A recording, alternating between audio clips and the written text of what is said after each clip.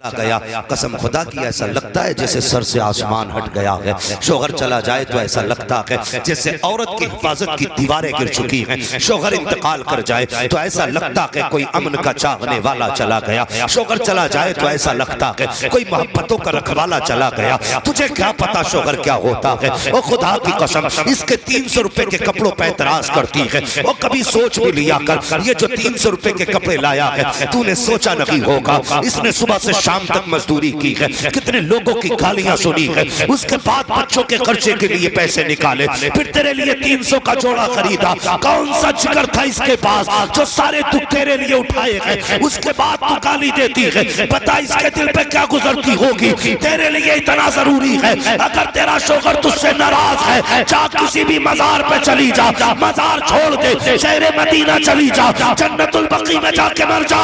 अगर शोहर नाराज है खुदा उस वक्त तक जन्नत नहीं देगा जब से तेरा शोहर तुझसे राजी नहीं हो जाए। मरने के बाद कह रही है माफ कर दे, पूरी जिंदगी दिल दुखाए हैं, अब वो क्या बोलेगा। आज उसका रब ने मुंह बंद कर डाला है। जीते जी मांगी होती माफी। रिश्ते बेहतर करो यार, हाँ रिश्ते बेहतर करो। पहली उम्मतें जो तबाह हुई है ना, किसी उम्मत की तबाही की वजह यह नहीं थी कि वो नमाज नहीं पढ़ते थे, वो रोजे नहीं रखते थे, बल्कि उनके बुरे अखलाक ही उनकी तबाही का सबब बने। अपने अखलाक बेहतर करो, रिश्तों में मोहब्बतें बांटो, प्यार बांटो। ऐसा नहीं लगना चाहिए चार भाई हैं तो चार भाइयों की अलग पहचान हो। लोग कहते जी अपनी पहचान बनानी है मुझे, अपनी पहचान के चक्कर में कहीं परिवार की पहचान मत भुला देना।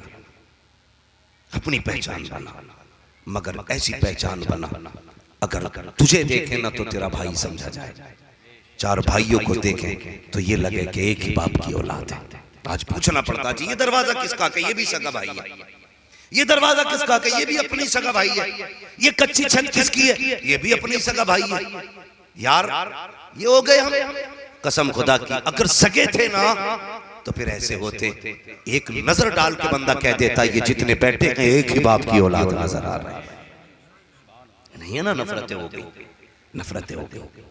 आज तो कंधा लगाते वक्त भी बंदा सोचता है किसके जनाजे में कंधा लगाना है और किसके नहीं लगाना है। इतने फासले कर दिए हमने। ये नहीं है अमीर के जनाजे में कंधा दोगे तो सवाब मिलेगा, गरीब के जनाजे में कंधा दोगे तो सवाब नहीं मिलेगा। सवाब बराबर है। कभी ऐसा भी हो सकता है यार मरने वाला गरीब था लेकिन नेक था, कसम खुदा की उसके जनाजे को कंधा दे दिया, अल्लाह उसके सदक़े में तुम्हारे गुनाह भी माफ फरमा देगा। समझ रहे ना मेरी बात। आप नहीं बोलेंगे मुझे पता है मैं रामपुर की जमीन पे बोल रहा हूं, ये नवाबों की जमीन है, यहां बोले तो नवाबी चली जाएगी, कोई फर्क नहीं पड़ेगा शान पे अगर आप बोल भी देंगे तो। समझ रहे ना मेरी बात, मैंने क्या कह दिया। इसलिए गुजारिश है नफरतें खत्म करो, बहन बेटी से गुजारिश है मोहब्बतें बांटो। आज जो सुकून नहीं है ना, मैं अक्सर एक बात कहता हूं, आप पैसे से ना किसी भी धर्म का बंदा हो, किसी भी मजहब का हो, मैं बात नहीं करता, लेकिन इस्लाम के जितने कानून है ना हर मजहब के इंसान को फायदा देते हैं, हर मजहब के इंसान को फायदा देते हैं। ऑल ओवर वर्ल्ड, पूरी दुनिया को मैं एक पैगाम देना चाहता हूं, सिर्फ इतना कि कभी पैसे से सुकून नहीं मिलता। सुकून तब मिलता है जब घर में सुकून हो, तब जिंदगियां सुकून में होती। मैंने बड़े बड़े पैसे वाले देखे, हाँ जो 1.5 करोड़ की गाड़ी में चल रहे हैं ना, मैंने उन्हें भी देखा है, और मैंने उन्हें भी देखा है जो आज भी साइकिल पे चल रहे हैं। वो चटनी से खा के मुस्कुरा देता है, वो 11,000 का बिल बैठा के भी रोता है, 11,000 का खाना खा के भी सुकून नहीं। कहता मौलाना पैसे जितने चाहो उतने ले लो, कोई तावीज दे दो। ज्यादा पैसे, बोले जितना कहो इतने का चेक दे सकता हूँ, कैश दे सकता हूँ, एक तावीज दे दो क्योंकि नींद नहीं आती। क्या बात, घर में सब ठीक है? कहता हाँ सब ठीक है हजरत, रिश्ता भी अच्छी जगह से हुआ था, ससुराल वाले भी बढ़िया ही हैं, करोड़ों रुपए वाले मालिक हैं ससुराल वाले भी हैं। 20 लाख मिला था, एक 50 लाख की गाड़ी भी मिली है, वो सब कुछ मिला। बता बीवी कैसे मिली? का बस बीवी से ही नहीं बनती। मैंने कहा अब कोई दवा काम नहीं करेगी, अगर हम सफर ठीक ना हो ना तो फिर सफर अच्छे नहीं होते, सफर अच्छे नहीं होते, कभी भी सही नहीं बनती। मैं सिर्फ इतना कहना चाहता हूं, सुकून के लिए दवा मत ढूंढो, सुकून के लिए हुजूर का किरदार तलाश करो। हुजूर के किरदार से ज्यादा सुकून ही नहीं किसी। हाँ, जिन बच्चों की शादियां नहीं हुई है वो सुने मेरी बात। ये मत देखना एमबीबीएस बीवी चाहिए, बीयूएमएस चाहिए, अल्लामा होनी चाहिए, ये देखना उसका किरदार कैसा है, उसका अपना अखलाक कैसा है। अगर किरदार मुस्तफा वाला है ना तो फिर किसी गरीब की बेटी को भी घर में लाएगा, अल्लाह सुकून की नींद देगा। और किरदार अच्छा नहीं है, करोड़पति की लेके आ जाना तुझे रोडपति बना देगी, रोता फिरेगा।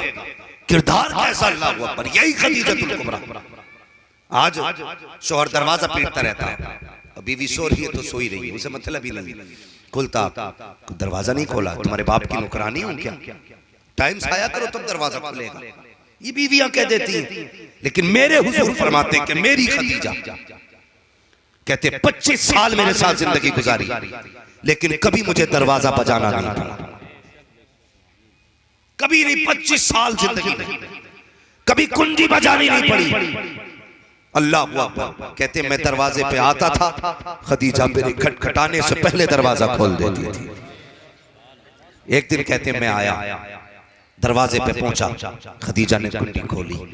मैंने कहा खदीजा एक बात बता, कभी मैं खांसा नहीं, आवाज नहीं दी, तुझे कैसे पता चल गया मैं आ गया? अब सुनो कसम खुदा की। हजरत खदीजतुल कुबरा कहती है या रसूल अल्लाह, जब आप तशरीफ लाते ना तो आप घर से पहले वाले चौक में होते हैं और आपके आने से पहले नबुव्वत की खुशबू मेरी नाक तक आ जाया करती है।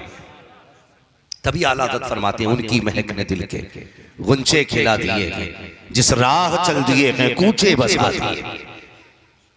क्या आपके आने से पहले मेरे घर में खुशबू आ जाती, तो रिश्ते मजबूत कहां से होंगे? जिस बेटी से रिश्ता होता है ना, अभी प्रधान जी बात में हंसा रहे थे, किसी बच्ची के पास गए, रोने लगी, कहने लगे मैंने उससे ये कहा, मैंने तेरे फोन करके पता कर लिया, सास भी अच्छी है ससुर भी अच्छे है, बात कर रहे थे। लेकिन एक बात मैं कहूँ यहीं पे, थोड़ा सा मेरी बात को सीरियसली लीजिए, बहुत गौर से सुनो। हमारे घर की बहुएं हमारी इज्जत क्यों नहीं करती? इसका बड़ा रीजन मैं बताने वाला हूं। शायद ये आपको प्रोफेसर ना बताए, इंजीनियर डॉक्टर ना बताए, लेकिन मैं बता रहा हूं। जब आप किसी भी बेटी के बाप से जहेज की डिमांड करते हैं ना, वो कहते हैं 10 लाख चाहिए, तो बेटी अपने बाप के पास होती है। किसके पास होती है? नहीं बोलोगे? अगर तुम पठान हो मैं भी तुरक, तुम्हारी खसा भी अपनी जगह, मेरी खसा भी अपनी जगह।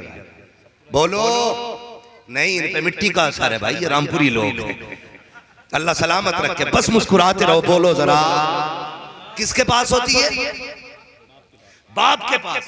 इधर बारात में 8 दिन रह गए, इधर ससुराल से फोन आता बच्ची की कि भाई पहले कैश की 5 लाख की बात थी, लेकिन 8 चाहिए,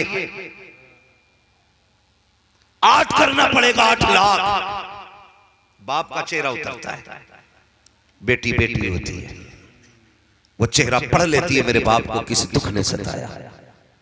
पास बाप के बैठ के कहती है अब्बा आज आधी रोटी खाई, क्या बात है, तबीयत ठीक है? बाबा हर दिन 1.5 रोटी खाते थे, आज आधी क्यों? बाप रो देता है, कहता बेटी तेरी ससुराल से फोन आया था, उन्होंने 5 लाख से बढ़ा के 8 लाख कर दिए। बेटी जानती है मेरा बाप रिक्शा चलाता है, मेरा बाप ठेला चलाता है, मेरा बाप फल बेचता है, मेरा बाप सब्जी बेचता है, मेरा बाप मजदूरी करता है, ईंटें ढो के उसने 5 लाख इकट्ठे किए थे। रो देती है यार बेटी। कहती है अब्बा फिर का बेटी फिर क्या सोचूं, मेरा तो जी चाहता है कि मैं जमीन बेचूं और उनकी मांग पूरी करूं। बेटी कहती ना बाप, मेरा गला दबा दे, मैं मर जाऊंगी, तेरे दुख खत्म हो जाएंगे।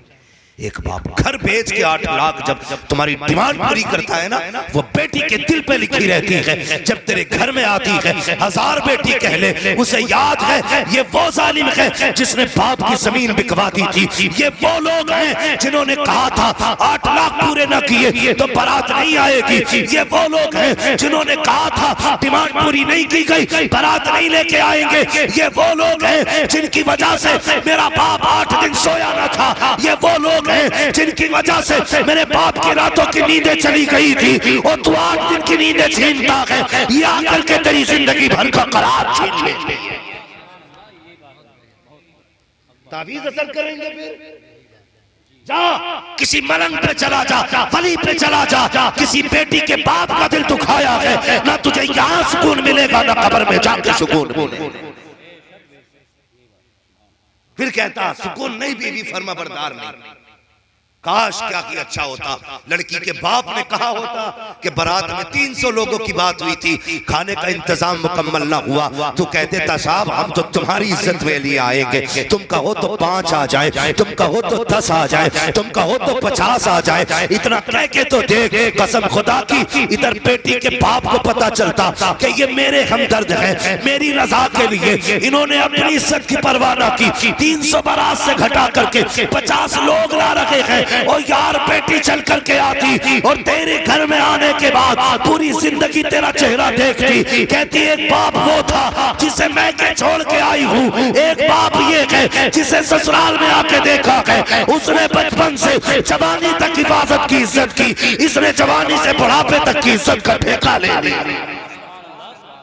करो ना ऐसे। अगर कोई मौलवी फिर भी तावीज दे तेरे दुख जाने बगैर, तो तावीज गले में लटका या पेड़ में कोई फर्क नहीं पड़ता, नहीं पड़ता कोई फर्क। अखलाक अच्छे कर, जबान मीठी कर।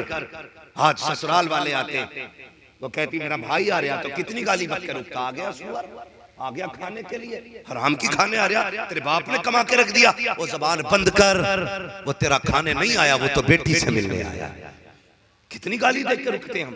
खैरियत थोड़ी है, औरत रोती रहती है, बीवी कहती है बर्दाश्त कर लो, गाली ना दो, मेरे बाप को पता चला पूरी जिंदगी रोएगा, तुम्हारे मुंह से गाली सुन ली ना वो पूरी जिंदगी चैन से सो नहीं पाएगा। ये बेटियां रो के कहती है, लेकिन हम मानते ही नहीं, हम तो चूंकि शोहर है ना, यही घमंड, मर बेटे पता चलेगा तेरा कितना रुतबा है, तू भी देख, मर्दानगी पे बड़ा नाज है, हम मरते।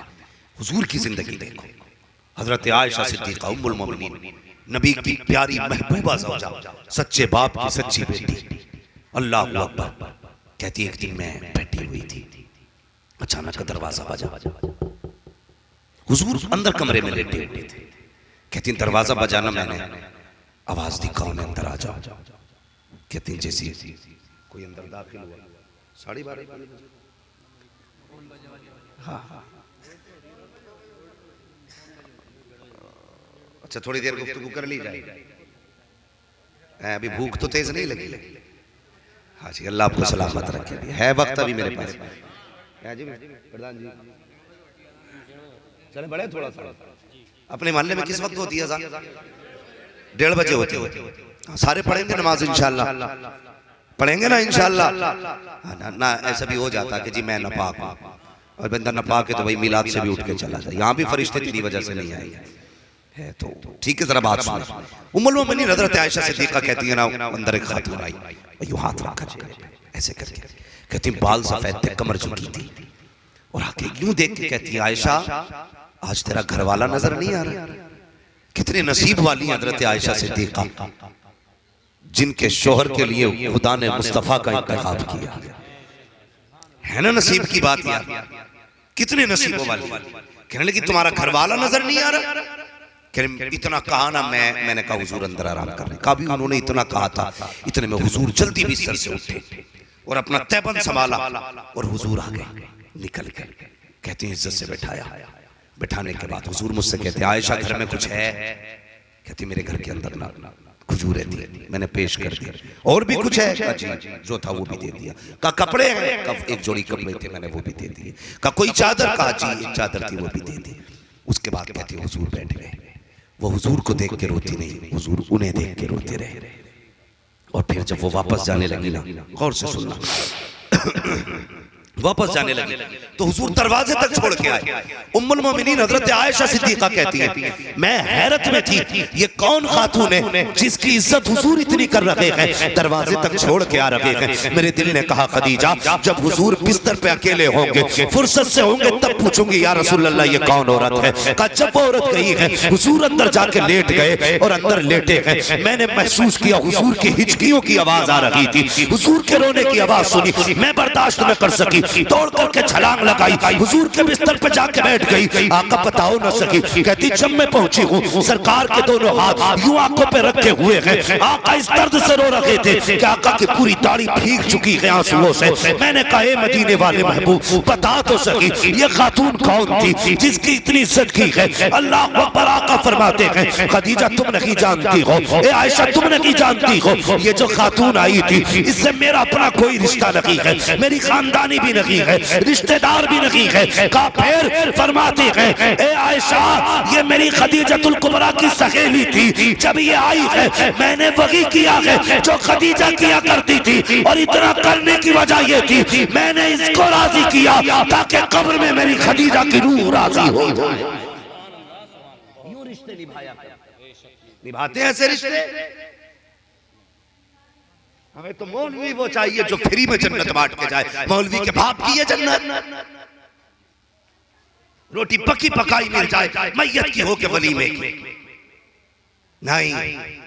डॉक्टर इकबाल ने कहा था न संभलोगे तो मिट जाओगे हिंदी मुसलमानों, तुम्हारी दास्तान तक भी न होगी दास्तानों। तो भाई गुजारिश है, बहन बेटियों से गुजारिश है, अपने शौहर से अपनी जिंदगी में माफी मांग लेना, वरना ये कोई जिंदगी नहीं है। 60-70 साल की जिंदगी है, मर जाना है, मर जाना है। फिर उसके बाद की जिंदगी बड़ी मुश्किल हो जाएगी। अगर शौहर राजी नहीं है तो कसम खुदा की बहुत मुश्किल जिंदगी हो जाएगी। यहाँ जरा सा तबा लग जाए हाथ पे ना तो पूरा दिन कहती आज रोटी से हाथ जल गया, रोटी से हाथ जल गया। जहन्नम की वो आग है, अगर उससे निकाल के इस आग में लटा दिया जाए तो बंदा चैन की नींद सो जाएगा। इतना फर्क है। बदलो। बेटियों से गुजारिश है जीते जी अपने शोहर को राजी कर लो। मेरे हुजूर ने फरमाया जो औरत इस हाल में इंतकाल करे कि उसका शोहर उससे राजी है, अल्लाह उसके लिए सारी जन्नत के दरवाजे खोल देता है। शोहरों से भी गुजारिश है तुम भी इस हाल में मरना कि बीवी तुमसे राजी है। अगर नाराजी की वजह शरीयत के खिलाफ कोई मसला है ना तो फिर कोई परवाह नहीं, लेकिन अगर शरीयत है तो फिर कोई समझौता नहीं होगा। गुजारिश है इतनी आप बीवियों से राजी होके मरे, और शोहरों से गुजारिश है कि वो बीवियों को राजी करके जाए दुनिया से। हक है एक दूसरे का। और हाँ बात रह गई, आखिरी बात कह दूं, बेटों से गुजारिश है जो बेटे कब्र पे खड़े होकर कहते हैं मेरे अब्बा ने किसी का दिल दुखाया हो तो बताना, मैं माफी मांगता हूं। नहीं, अल्लाह तेरे बाप से पूछेगा आज तेरा बेटा माफी मांग रहा है, तूने उसका गला घोटा था, उसका दिल दुखाया था, वो तेरा बेटा माफी मांगेगा, मैं माफ कर दूंगा। मुझे इंतजार था तेरे इस दिन के आने का, आज तू आ गया ना, आज मैं तुझसे हिसाब लूंगा। कुछ फर्क नहीं पड़ता कोई तेरी कब्र पे खड़े होकर लोगों के पैर पकड़े या घर घर जाके माफी मांगे। माफी तुझे मांगनी थी, दिल तूने तोड़ा था। माफी तुझे मांगनी थी, हक तूने खाया था। माफी तुझे मांगनी थी, दिल तूने दुखाया था। माफी तुझे मांगनी थी, लोगों की जमीनों पे कब्जा तूने किया था। अल्लाह कहता है आज दूसरे की माफी से नहीं बख्शूंगा, अगर माफी मांगनी है तू मांग और वो माफ कर दे जिनका दिल दुखा के आया है, तो जा पैदा करने वाला खुदा भी तुझे माफ कर दे। तो तुमसे भी गुजारिश जीते जी माफी मांग के मरना, किसी का हक लेके न मरना, किसी का हक लेके न मरना। हाँ, हमारी शरीयत ने उसूल बड़े सख्त बनाए, सख्त बनाए मगर अच्छे बनाए। हाँ, इस्लाम किसी के खेत की खड़ी बाल तोड़ने तक की इजाजत नहीं देता जो मुंह में दाने डाल लेते हैं। मारा हाथ ऐसे करके आदत पूरी बाल साफ। कई बार खेत में हम भी जाते हैं, हम भी किसान घराने में जाना होता है ना, तो जो मैंड की करवट करवट का जो होता है ना खेत धान, उन पे बाल ही नजर नहीं आते, यूं चल गया उछाल उछाल के कार्य खा ले। कयामत के दिन एक एक दाने का हिसाब देना पड़ेगा, एक एक दाने का। मुश्किल होगा यार, देखने में कुछ नहीं है लेकिन हिसाब मुश्किल है। अल्लाह सिर्फ इतना पूछ लेगा ना, बता फला के खेत की बाल क्यों तोड़ी थी, है कोई जवाब? अल्लाह कहेगा लाज वो चावल ला जो तूने उसकी इजाजत के बगैर खेत से नोच के खा लिया था, दे पाएगा कोई?